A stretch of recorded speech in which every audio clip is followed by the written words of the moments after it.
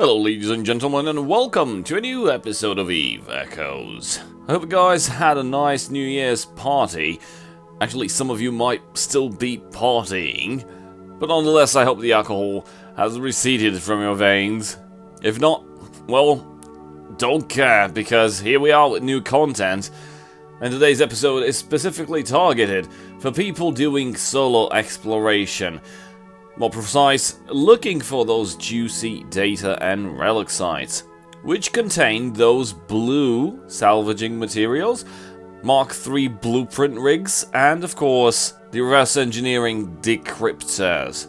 Now you might be wondering what the hell is still to be uncovered about this subject. Well, plenty actually, because I've been looking on YouTube recently. I'm trying to determine if there's some specific guides on which ship should you choose, which items should you choose, how to do it, how to get the most out of your stuff, and we'll get to each section, I think, in a couple of episodes. Today we're only going to be focusing on which ship should you choose to get maximum out of solo exploration. Now, there's a couple of ships that you might be deciding upon using if you're planning to do solo exploration. And, well, there's the Interceptors, like the Interceptor Mark 1 and 2, like Tech Level 8 and Tech Level 10.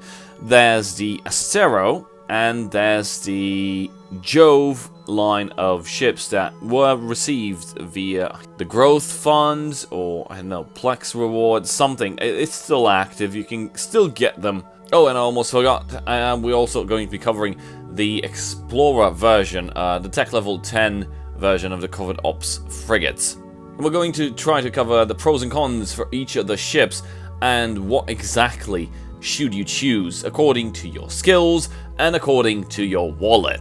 Now let us begin. So right off the bat, there are only 3 ships that give you bonuses to scanning. What I mean by that is being able to scan signatures in terms of scan radius. And the 3 ships that I'm referring to are the Explorer class, which give you a 5% resonance simulator minimum scan radius. If you don't see narrow, it means wide. So there's 2 bonuses. One is for the wide scanner, and one is for the narrow scanner. The narrow scanner is for the PvP side, which you scan other people down.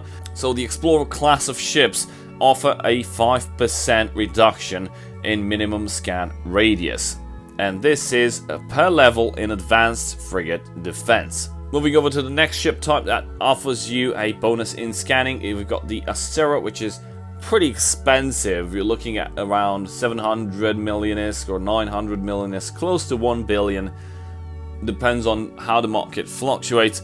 And this baby gives you, per advanced frigate defense, a reduction of 7.5% in resonance simulator minimum scan radius. And we've got the third class of ship, which is the Sunesis, which is a destroyer from the Jove, a line of ships that you can receive from an event. You can look it up in the events panel. So the Sunesis offers a 25% reduction in wide minimum scan radius for wide scanners, yeah. So this ship offers the biggest bonus. Now, out of all these 3 types of ships, it's pretty obvious that the Sunesis offers you the biggest bonuses in being able to scan out. And why is the minimum scan radius so important? Well, the minimum scan radius dictates if you can detect signatures in space or not. When you're pressing that scan button, you will see the signature, which is unidentified. You have to do the scanning minigame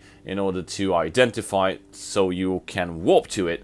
But if the site itself has, let's say, a scan radius of 75 meters, because this is the scan radius that the hardest sites have, if your ship with a wide scanner fitted does not reach this minimum scan radius or below, I mean, if your module says once fitted and you're inside the ship and you bring up the info panel on it and it says minimum scan radius 80 meters, you will not be able to even catch those signals when you push the scan button. It will probably say that the system is empty, even though 1 or 2 such sites might exist in that system. So the target to scan those down, because that's where the most juiciest rewards are, your target is to be below 75 meters. Now, the Sunesis is pretty easy to accomplish that even with mediocre skills because of this big bonus. But you'll definitely need something that you have to add by default on your ship in order to get that minimum scan radius below 75 meters. And that is the Gravity Capacitor Upgrade Mark III. And this offers you a 15% reduction in minimum scan radius. But Gica, what about those other two ships that you mentioned? The Interceptor class, the Mark I and the Mark II Interceptors. Well, these babies don't have a bonus to scanning at all. If you really want to achieve that below 75 meters scan rate, minimum scan radius with these ships, you're going to be needing 554 in skills. Let me show you guys immediately. In natural science, in exploration, the space exploration technology skills, there are 3 of them. It's the standard, the advanced, and the expert. You're going to be needing level 5 in the standard one, level 5 in advanced, and level 4 in the expert. And even though I'm on the test server right now, this is currently my configuration on the live server. I have 554. Now, why are the scepters important? Well, because they have a perk that the other 3 types of ships do not have. The Sunesis, the Astero, and the Explorer. And that is Interdiction Nullifier. If you don't know what Interdiction Nullifier is, it says right there, it's Warp Disrupt Field Immunity level. It is immune to bubbles. If you want to find difficult sites, you'll have to most likely travel to nullsec in systems, or at least in regions with low security level, meaning below 0.0. You will see them on the map with minus 0.1, minus 0.2, minus 0.6. The lower the security level of the system, the higher the chance of a high-grade data or relic site to spawn in there. But Gica, you might ask, why is this relevant? Well, the Astero and the Explorer can fit covert ops cloaking devices, and that item might help you in some gate camps. But if you encounter gate camp with pilots that really know what they're doing, eventually you're gonna get caught. And if you're not paying attention to local, you're not paying attention on the map or intel in your lines, but when you're exploring, you're probably out in the wilderness in some areas of space that you have no control, no intel whatsoever. So whatever you can do is either use an alt to jump ahead, and this way you might know if there's a gate camp and you can wait patiently or log off until the gate camp clears. But for people playing solo, at least one character just like me, it's pretty difficult to do that. And just trying to rely on the covert ops cloaking device, at one point it might get you killed. If there are wrecks nearby, you're gonna get decloaked sooner than you are able to recloak. If there's interceptors on the gate camp, and if they know what they're doing, they're going to try to dart towards your direction while you try to activate your MWD to get outside of the bubble, because most likely a gate camp will involve having a dictator of some sort, either a small dictator or a heavy interdictator which launches bubbles, and you will be sitting inside a bubble, meaning you cannot warp out. You have to get out of the bubble first and then warp to somewhere, a celestial, the sun, whatever. So you have to go into the best direction to get out of the bubble most quickly. And you'll have to activate the MWD as I mentioned, and immediately activate the cloaking device while you're cloaking, and you become cloaked.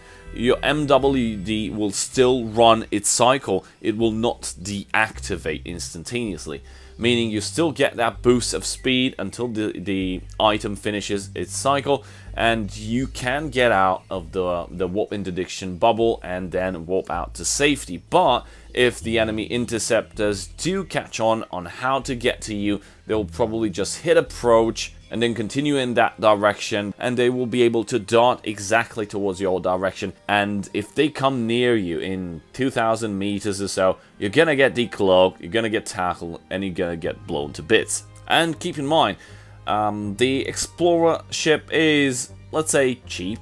The Sunesis, not so much. But the Astero is going to burn a hole in your pocket if you lose that. And, of course, with all the items in your fitting that you need to scan down the hardest sites. And, of course, to be able to hack those cans inside there. So the best alternative to these ships that have scanning bonuses is actually the Interceptor classes. Either the Interceptor Mark II or the Interceptor Standard Mark I variant. If you want to go into nullsec and scan for these sites, these two ship types are the best that you can get. But Gica, you might say, you mentioned you need skills, you mentioned you need rigs, you mentioned you need items.